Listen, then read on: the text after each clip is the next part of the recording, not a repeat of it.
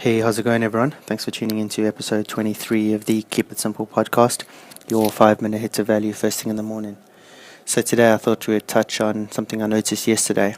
It's something I've known for a long time, but yesterday it was one of those things where you notice it, and if you didn't notice it, I reckon you're having a tough time noticing anything. Then you're obviously switched off to everything around the world, because this is one of those situations where it punches you in the face, and if you didn't notice, well, it punches you again. So anyway, I'm going to call this one Death by Body Language, and there's good reason for it.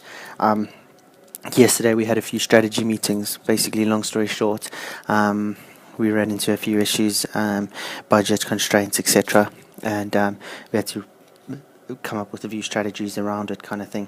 So the way these guys like to do is they get 20 SMEs, which are subject matter experts, into a room, and you kind of flush out ideas and you run with a few strategies, right? So problem with that is within 10 seconds of walking in the room, you've already lost like up to 5 people or even up to 10 people potentially, and this was all just because the guys that just didn't have the right body language when it came to owning their presence within that room. So they were like hunched up in their chair, really folded over, kind of making themselves as small as possible.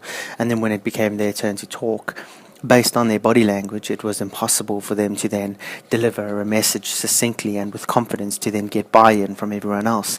And the thing I noticed was that then one of the guys right next to me, he had an idea, and he kind of muttered it across the table, and everyone kind of like went, whatever, carry on. But I actually listened to it, and I thought, fuck, that's actually a pretty good idea. So I thought, let me do a little experiment kind of thing here. Probably shouldn't have been fucking around, but I thought, this is as good a time as any to test something. So I went and I let a couple other guys go, and then I literally said what this other guy next to me had said. I just reworded it differently, and all of a sudden you get buy-in from everyone. And when everyone was like, "Oh yeah, great idea," I said, "Well, it's not my idea. It's this guy over here. I'm not going to use any names, but I was like, oh, it's this guy over here's idea. You guys just didn't listen to him the first time." And they were like, "Oh, is that what he was trying to say?" And but the whole point was that as soon as straight out the gates, he didn't come out with confidence and with a bang. He was like basically huddled over in his chair, not delivering anything with confidence, and straight away he then didn't command the confidence from other people in him.